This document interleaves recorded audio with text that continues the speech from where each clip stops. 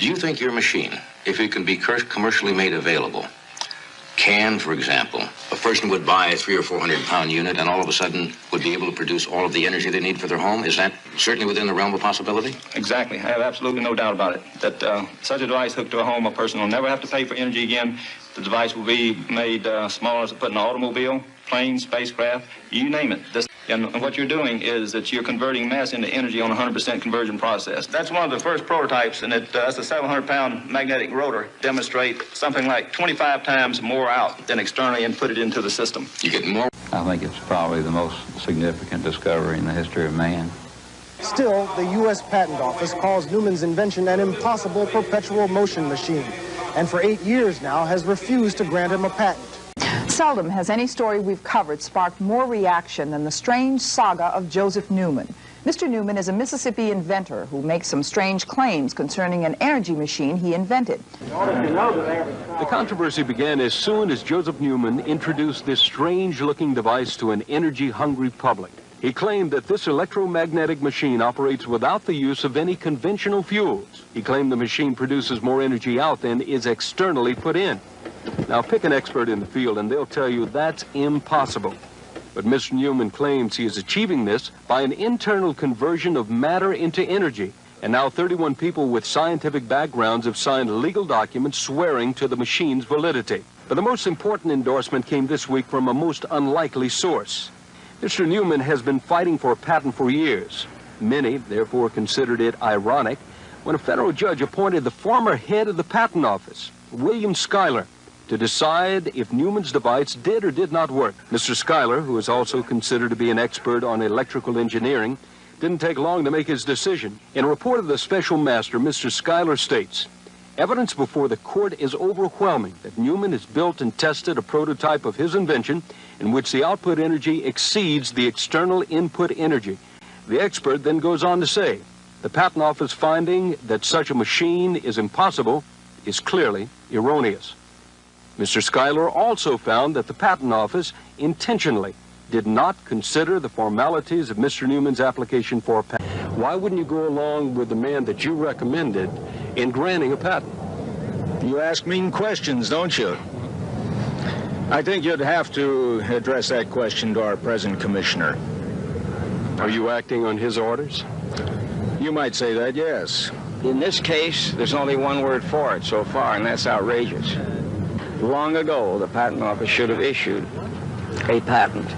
Representatives of the State Department of Energy were also on hand to observe the testing. For 6 days, tests were run. Some of the tests were simple, some of the results perplexing. WWL engineers conducted one of the tests done by Mississippi State. Almost any engineer or physicist will tell you that those test results should be impossible. But after 6 days of test, the senior engineer doing the testing for Mississippi State said Mr. Newman's machine did produce more energy out than in. That, too, is supposed to be impossible. On August 18th of this year, Joseph Newman was invited to the NASA facility near Picayune, Mississippi.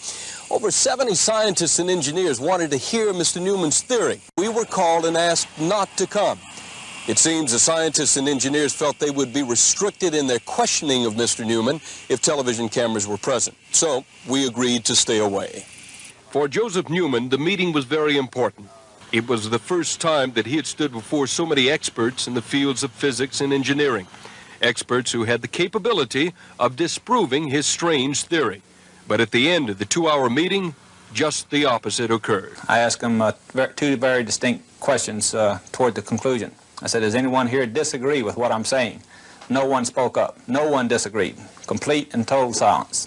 I said, well, let me ask it another way. Is there anyone here who agrees with what I'm saying? And surprising to me, vigorously, quite a few people spoke up and said, yeah. So once again, Joseph Newman and his theory have been put to the test. And once again, no one disproves it.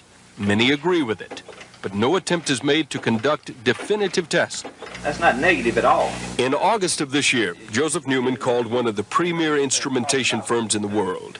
He requested that engineers be sent to his home to make sure the testing equipment he had purchased from that company was working properly. On August 24th, 2 engineers tested the equipment and Mr. Newman's machine. Both were electrical engineers with 50 years experience between them. One had a master's degree from MIT.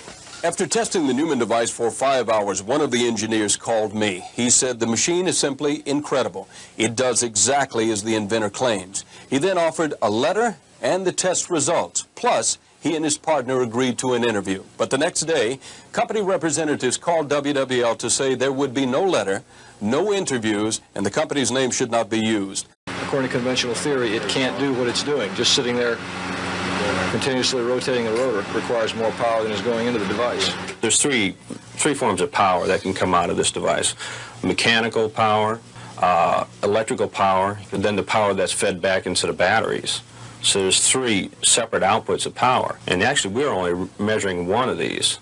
So the actual power output of it is greater than what we've measured. If you doubt this strange story, you are not alone. One of the first to doubt was Dr. Roger Hastings, a PhD in physics from Minnesota. After conducting innumerable tests, Dr. Hastings no longer doubts. Are you not talking about a machine that would change the world? It certainly would. Do you know how crazy that's going to sound to the people watching? Well, just about as crazy as it sounded to me the first time I heard it. But my point of view is just that I have made measurements, I have seen enough experiments that are just not explainable on the basis of our present understanding of, my present understanding of physics. It's something that would really change the world. When Joseph Newman stepped before a news conference today to make his astonishing claims, sitting beside him was Dr. Hastings and representatives of the State Department of Energy, longtime skeptics, now convinced. I am convinced now. I was a little bit prejudiced, and like all people that come up with devices like this, you think they're wrong, and so you go down to prove them wrong if you're that interested, and I was not able to prove him wrong. No, I think Einstein's going to have to take a second seat to Joe Newman. Dr. E.L. Moraine, one of the men involved in the making of the atomic bomb, wrote, "Your project will lead to developments that would be beneficial to all mankind."